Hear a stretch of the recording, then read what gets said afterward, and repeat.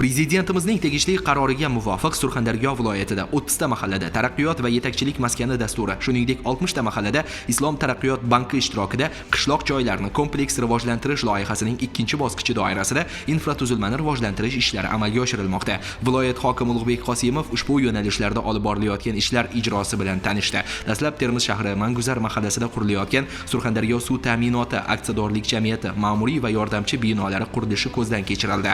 Mas'ullarga qurilish ishlarini jadallashtirish, yo'l va boshqa infratuzilmani yaxshilash, shuningdek hududda zamonaviy park tashkil etish bo'yicha loyihalar ishlab chiqish yuzasidan topshiriqlar berdi.